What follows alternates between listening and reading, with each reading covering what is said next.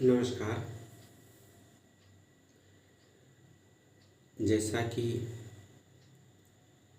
बहुत सारे सब लोगों का एक प्रश्न है, जो कि बोलने में भी थोड़ा सा कि कुछ लोगों का कहना है, कॉल करते हैं कि कुछ पारिवारिक विधि पे वीडियो क्यों नहीं बनाते हैं।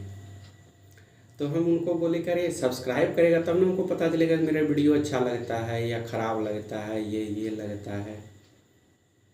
या फिर जो वीडियो को ज़्यादा देखता है तब ना पता चलता है कि हम देखते हैं। हम वीडियो अपने लिए बनाते हैं कि अगर मान लीजिए कोई सेक्शन भूल गए हैं तो उसको रिमेंबर करेंगे। ये जो वीडियो हम सेव करके रखते हैं, जहाँ ज़रूरत होता है उसको यूज करते हैं।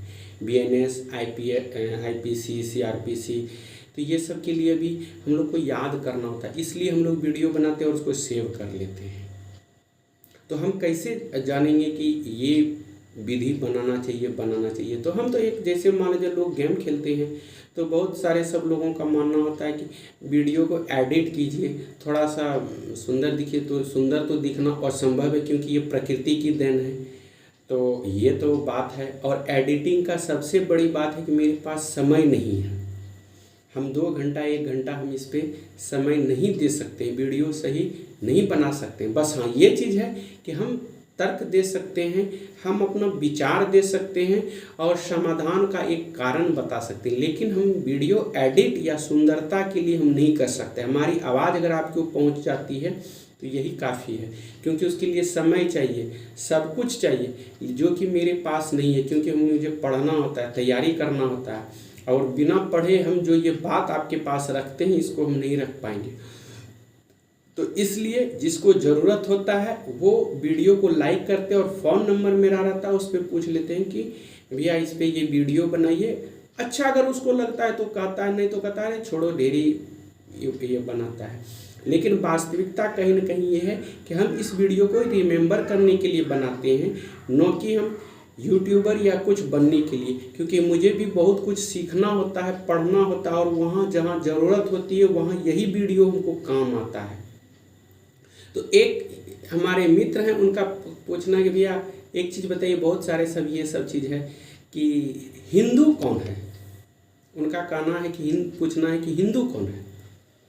तो हम उनको सीधा में बोले, क्योंकि हम उतना तो ज्ञानी है नहीं इससे सब संबंधित। हम उसको बोले कि वो व्यक्ति जो अपने आप को हिंदू मानता है वो हिंदू है। इससे ज़्यादा और क्या ये होता है कि जो मान लिया कि हम हिंदू हैं तो हिंदू हो गया, बात खत्म है। उसके लिए अब जितना आप जो है वो डिफेंस कीजिए या आर्गुमेंट कीजिए जितना, वो तो बाद वाली बात। लेकिन जो व्यक्ति मान लिया कि हम हिंदू हैं तो हिंदू हो गया, सिख है तो सिख अगर माना तो सिख हो गया, अगर कोई मुस्लिम मान रहा तो वो मुस्लिम हो गया। अब दूसरी बात आ जाती है पारिवारिक विधि की। पारिवारिक विधि में क्या क्या हो जाता है, जैसे मान लीजिए हिंदू में क्या हो जाता है। हिंदू में बहुत सारे सब हो जाते हैं कि हिंदू जो है उसका विधि क्या है, नियम क्या है, उसका उद्गम स्थान कैसे है, उद्गम कैसे हुआ, उसके बारे में जानकारी होती है। फिर हिंदू की जो प्रायोज्यता होती है वो क्या होता है। तीसरा हो जाता है हिंदी विधि के जो नियम के जो स्रोत हैं वो क्या हैं, कैसे हैं, उसके बारे में हो जाता है। फिर हिंदू की जो विधि की शाखाएं हैं, जैसे कि हम लोग जानते हैं हिंदू विधि की 2 शाखाएं, एक दया भागा और मिताक्षरा। ध्यान से सुनना है क्योंकि प्रॉपर्टी का डिवाइड यही 2 जो है मदारी करता है, एक मिताक्षरा और दया भागा। अब ये हम लोग को सोचना है मिताक्षरा किधर चलता है और दया भागा किधर चलता है, तो उस हिसाब से चलता है। तीसरा हो जाता है हिंदू विधि की संहिताकरण। अब कोई पूछ लेगा कि संहिताकरण क्या होता है, तो हिंदू विधि की संहिताकरण। अब उसमें आ जाता है हिंदू नवीन जो होता है अधिनियमित नवीन हिंदू विधि। अब ये क्या होता है, इसके बारे में, ये सब के बारे में हम 1 बाय 1 करके वीडियो बनाएंगे। जिसको पारिवारिक विधि से संबंधित जानकारी प्राप्त करना, ये नहीं कि पारिवारिक विधि, उसमें आपका बंटवारा भी रहता है। बंटवारा के बाद दत्तक ग्रहण जो करते हैं, पुत्र जो लेते हैं किसी से गोद, उसके बारे में बताया गया है कि मिताक्षरा वाले कैसे लेंगे, दया भगा वाले कैसे लेंगे।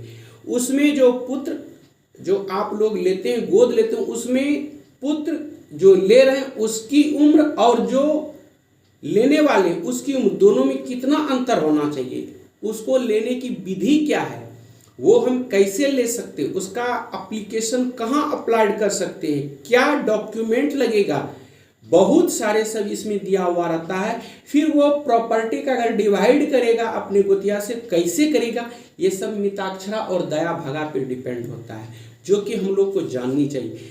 अगर आप नहीं जानिएगा तो आप ही का प्रॉपर्टी कोई और ऐस करेगा, सिर्फ आप दुख झेलिएगा। एक छोटी सी हम कहानी बताते हैं। एक हम लोग के बगल के मित्र हैं, उनके दादाजी 6 थे। सुननी है ये वीडियो, शायद आप लोग के लिए सटीक है या नहीं पता नहीं, लेकिन हमको बहुत कुछ सीख दिया है। 6 में से सबका 5 साल 10 साल 5 साल 10 साल का उम्र का फर्क था। अगर बड़े भाई का 50 था तो मंझला का 40 था, इस तरह था।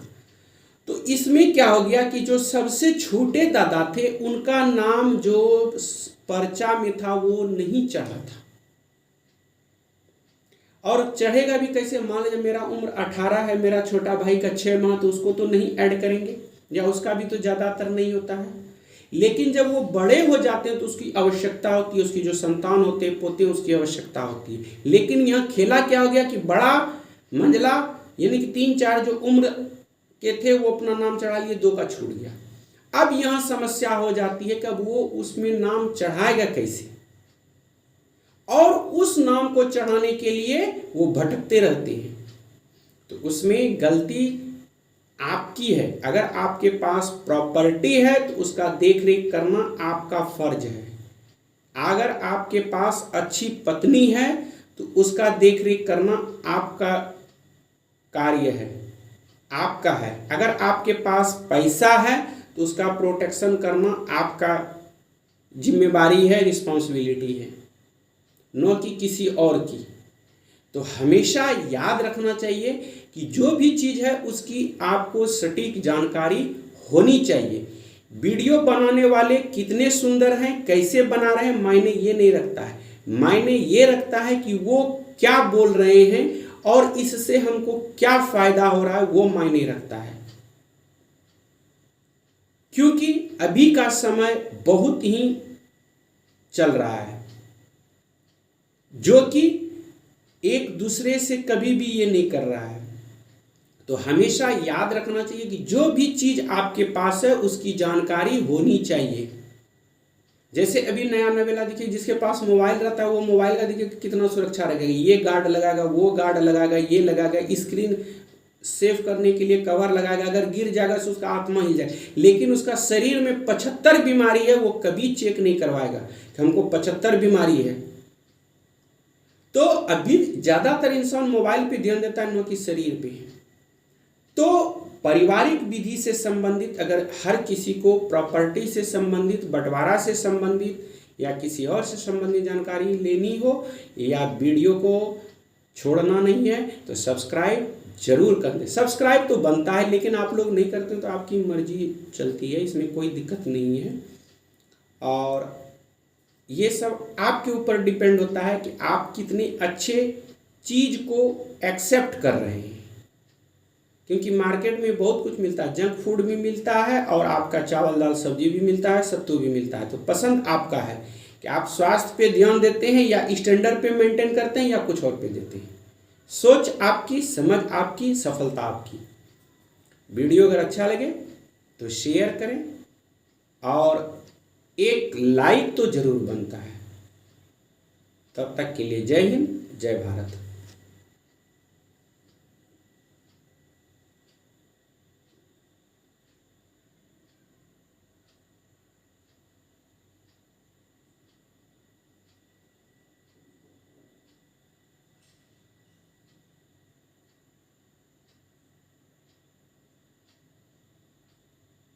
हाँ, ये बात ज़रूर है जो हम सोच रहे थे अभी, कि हमेशा जो है शब्द पे ध्यान दीजिए, सुंदरता पे नहीं, क्योंकि सुंदरता कुछ दिन के लिए है।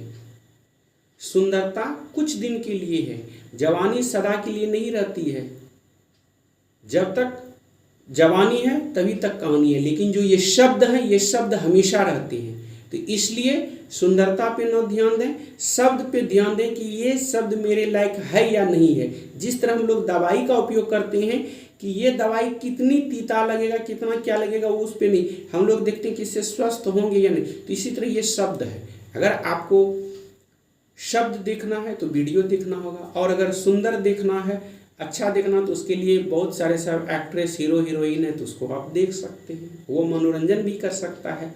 लेकिन मनोरंजन वही है कि कुछ देर के लिए है, सदा के लिए तो है नहीं। लेकिन समस्याएं सदा के लिए रहती है। एक छोटी सी भूल बहुत बड़ी दुर्घटना को अंजाम दे देता है, ये समझदारी होनी चाहिए। एक छोटी सी भूल बहुत बड़े दुर्घटना को अंजाम, और समय इंसान कहता है कि हम क्या करते हैं, हमको कुछ समझ में नहीं आ रहा था, हम कर दिए। अरे यार, कुछ केयर करो, जो कि नहीं कर पाते हो।